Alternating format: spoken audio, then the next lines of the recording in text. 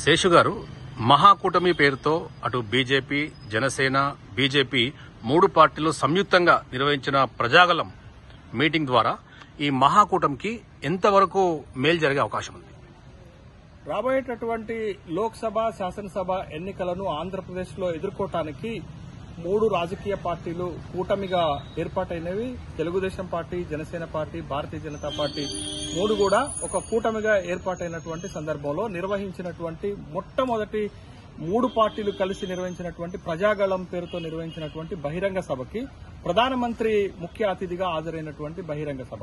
ఈ బహిరంగ సభ ఎంత మేరకు సక్సెస్ అయింది? ఈ బహిరంగ సభ, ప్రజాగళం అనేటటువంటి బహిరంగ సభ ఆ కూటమి విజయావకాశాలను ఎంత మేరకు మెరుగుపరిచింది, విజయావకాశాలు ఎంత మేరకు వచ్చాయనేటటువంటి విషయం పైన రాజకీయాలలో రాజకీయ విశ్లేషణలు జరుగుతున్నటువంటి సందర్భాన్ని మనం చూస్తున్నాం. అయితే ప్రధానంగా ఈ భారీ బహిరంగ సభలో ముగ్గురు కీలకమైనటువంటి నాయకులు పాల్గొని ప్రసంగించారు. కానీ అటు చంద్రబాబు నాయుడు, ఇటు పవన్ కళ్యాణ్ మాట్లాడినటువంటి మాటలకి, తర్వాత నరేంద్ర మోడీ మాట్లాడినటువంటి మాటలకు చాలా వ్యత్యాసం కనపడ్డట్టుగా, మూడు పార్టీల మధ్య సరైనటువంటి సమన్వయం లేనట్లుగా, కుట్టొచ్చినట్లుగా మనకి కనపడింది.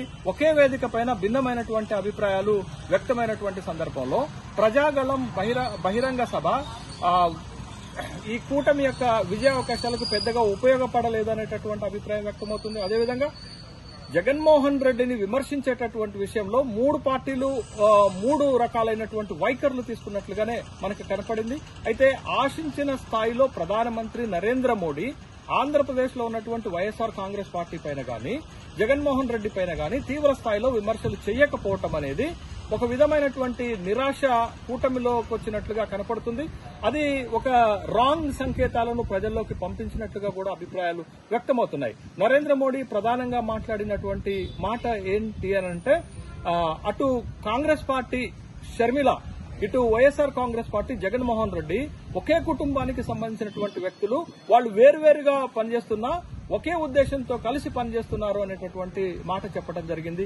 ఇది చాలా తీవ్రమైనటువంటి ప్రకంపనలు సృష్టిస్తుంది. ఎందుకంటే అంతకుముందు మాట్లాడినటువంటి జనసేన అధ్యక్షుడైనటువంటి పవన్ కళ్యాణ్ గాని, టీడీపీ అధ్యక్షుడైనటువంటి నారా చంద్రబాబు నాయుడు గాని చెల్లిని మోసం చేశారు, చెల్లిని గోడకేసి కొట్టారు అనేటటువంటి తీవ్రమైనటువంటి విమర్శలు చేశారు. అంటే వైఎస్ షర్మిలకి జగన్మోహన్ రెడ్డి అన్యాయం చేశాడు అనేటటువంటి అభిప్రాయాన్ని వాళ్ళిద్దరు చెప్తే, దానికి భిన్నంగా నరేంద్ర మోడీ గారు ఒక భారీ బహిరంగ సభలో వాళ్ళిద్దరూ వేరువేరైనా కలిసి పనిచేస్తున్నారు, ఒకే కుటుంబం నుంచి వచ్చారు అనేటటువంటి అభిప్రాయం వ్యక్తం చేయడంతో ఎవరి మాటలను నమ్మాలి అనేటటువంటి ఒక సందేహము ప్రజల్లో వ్యక్తమవుతున్నటువంటి సందర్భం కూడా మనకి కనపడుతుంది.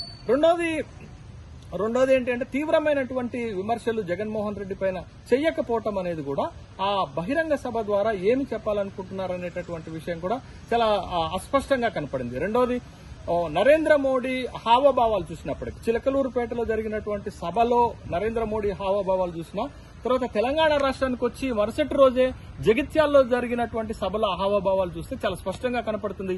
అన్యమనస్తత్వంతో అక్కడ చిలకలూరుపేట సభలో నరేంద్ర మోడీ ప్రసంగించినట్లుగా కనపడుతుంది. నరేంద్ర మోడీ చాలా అగ్రెసివ్ గా, నరేంద్ర మోడీ చాలా గంభీరంగా చేసేటటువంటి ప్రసంగము చిలకలూరుపేటలో కనపడలేదు అనేటటువంటి విషయం. అంటే ఎక్కడో ఒక మూలన వైఎస్ఆర్ కాంగ్రెస్ పార్టీ పైన గాని, జగన్మోహన్ రెడ్డి పైన గాని నరేంద్ర మోడీకి ఒక సాఫ్ట్ కార్నర్ ఉంది అనేటటువంటి అభిప్రాయాలే రాజకీయాల్లో విశ్లేషణ జరుగుతుంది. కాబట్టి ఆ సంకేతము కూటమి విజయ అవకాశాలను దెబ్బతీసేటటువంటి అవకాశం కనపడుతుంది.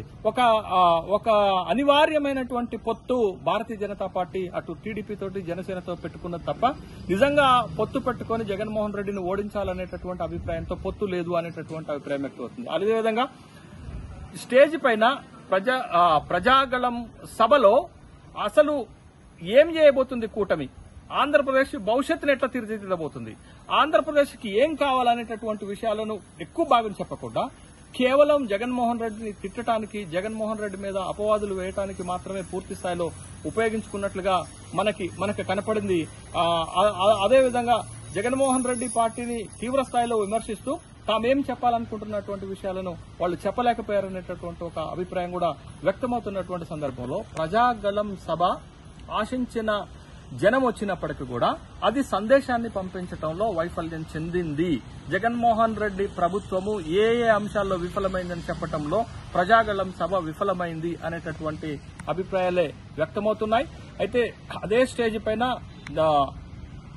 జనసేన అధ్యక్షుడైనటువంటి పవన్ కళ్యాణ్ మాట్లాడుతూ రాష్ట్రాన్ని అప్పుల్లో ముంచారని చెప్పారు. కానీ అదే స్టేజ్ పైన ఉన్నటువంటి ప్రధానమంత్రి కూడా దేశాన్ని అప్పుల్లో ముంచారనేటటువంటి అభిప్రాయం కలగక మానదు. ఎందుకంటే నరేంద్ర మోడీ వచ్చిన తర్వాత ఈ దేశానికి 156 లక్షల కోట్ల రూపాయల అప్పు వచ్చింది. ఒక్క నరేంద్ర మోడీ 100 లక్షల కోట్ల రూపాయల అప్పు చేశారనేటటువంటి విషయం. కాబట్టి వాళ్ళ కేంద్రము అప్పులు చేసింది, రాష్ట్రాల్లో ఉన్నటువంటి ఆయా ప్రభుత్వాలు కూడా అప్పులు చేశాయి. కాబట్టి అదే అప్పులను జనసేన అధ్యక్షుడైనటువంటి పవన్ కళ్యాణ్ విమర్శించడంలో ఔచిత్యము మనకి కనపడలేదు.